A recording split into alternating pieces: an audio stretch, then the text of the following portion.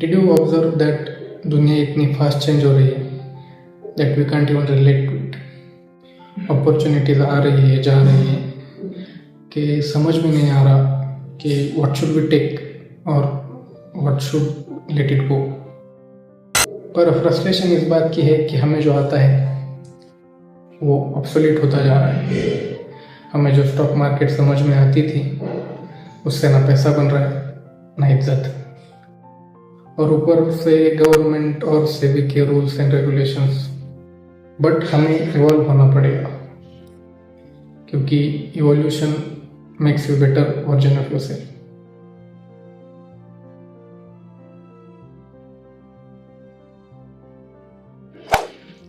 Hello all and welcome to my channel.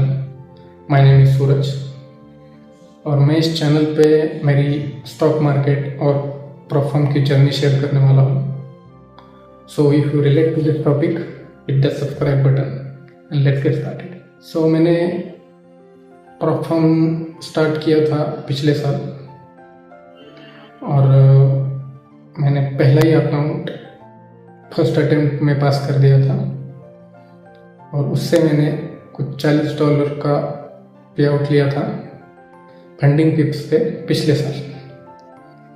और मैं stock market में 4-5 साल से हूँ एज अ पैसिव पार्टिसिपेंट, क्योंकि मेरा खुद का एक बिजनेस है ऑटो सेक्टर में।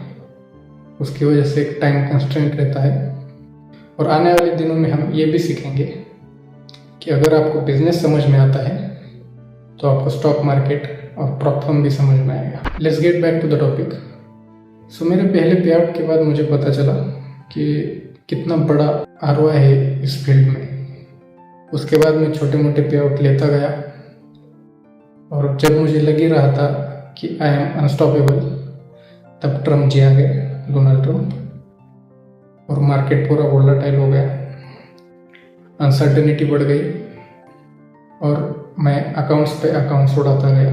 After some time I realise कि मैं अगर खुद पे कंट्रोल कर लेता और मार्केट के बिहेवियर को समझ लेता तो शायद मेरी जर्नी कुछ और होती। And also that time I realise that multiple source of income कितना इम्पोर्टेंट है। बट ऐसा हुआ ही क्यों? क्योंकि मेरे एक्शंस की अकाउंटेबिलिटी सिर्फ मेरी थी, मैं किसी को आंसरेबल नहीं था। So that's the main reason मैं यूट्यूब चैनल स्टार्ट कर रहा हूँ, क्योंकि if I am going to do stupid things again, मैं आपको जवाब देने के लिए अकाउंटेबल रहूँगा। So that's it for today. If you learn something please comment down below